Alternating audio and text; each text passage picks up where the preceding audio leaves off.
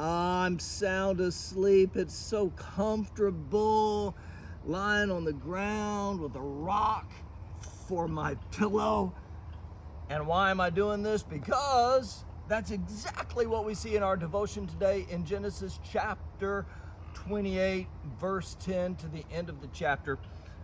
We have Jacob, and we find him lying on the ground outdoors using a rock for a pillow. But let's look at how he got there. At the beginning of the chapter, his father Isaac tells him, Jacob, I don't want you to take a wife from among these people. Instead, you need to go to your uncle's house and take a wife from there. He wanted to make sure that Jacob was not going to marry an ungodly woman. Now, as far as Jacob's concerned, that sounds like a great idea, because remember, he has just deceived his father and stolen the blessing that would have gone to Esau. And you remember from the last chapter, Esau said he wanted to kill Jacob. So getting out of town seemed like a good idea to Jacob, and so off he goes. This is a 500-mile journey. What we find is he's spending the night in Bethel. Now, Bethel's about a 3-day journey into his longer journey going to his uncle's house. And so our passage says the sun began to set. So obviously he can't travel anymore, so he's going to go to sleep. He lies down on the ground. As we read in our passage, he put a rock underneath his head. So his pillow is a rock. I would not be able to fall asleep using a rock for a pillow, but Jacob falls asleep, and as he sleeps, not only does he sleep, but he has a dream. His dream is of this ladder extending from the earth all the way into the sky and into the heavens. And then he sees angels ascending and descending up and down this ladder. And at the very top of the ladder, he sees the Lord. And the Lord is going to speak to him in this dream. And God says to Jacob, I'm the God of Abraham, I'm the God of Isaac, and Jacob, I'm your God as well.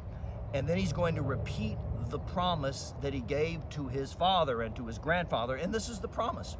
All of this land, literally, that you're sleeping on, it's all yours. Your descendants, God says to Jacob, will be as numerous as the dust on the ground. He told Abraham to count the stars if you can. Your descendants will be that many. He tells Jacob, hey, as numerous as grains of sand on the beach shall be your descendants. And wherever you go, I will be with you. Now this was a great promise for someone like Jacob, who's on the run. Yes, he's going to get a wife, but he's leaving home. And remember, Jacob was kind of a homeboy. He liked hanging out in the house with his mama. And now he's sleeping in a field using a rock for a pillow. And he's going to be away from home for 20 years. And so he wakes up, and at first he's afraid. Oh, God is in this place. God is here. That's why he named it Bethel. The name Bethel means house of God. He had just seen a stairway to heaven. And so he takes his pillow, what was his pillow, and the Bible says he sets it up right and gets oil, pours the oil over the rock, and he begins to worship the Lord. He has learned that no matter where he goes, God is with him. No matter how far away from home he travels, God is with him. And it's the promise he gave to Isaac, his father. It's the promise he gave to Abraham, his grandfather.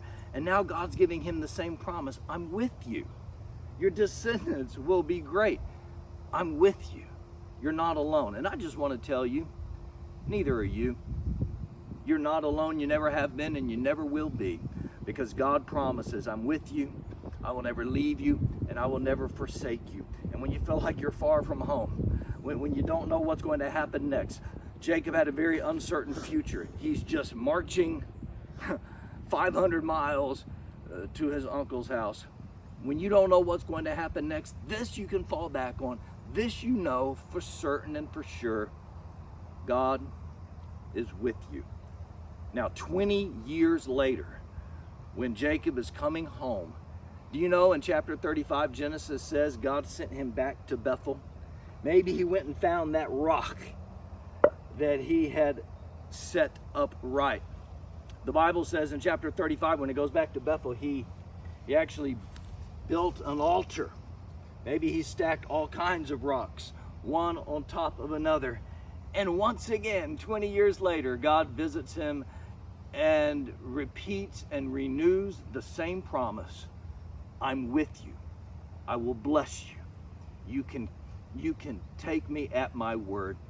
And so wherever you might find yourself today, just know and believe, because it is true, God is with you today. Have a blessed Monday, and we'll do it again tomorrow morning.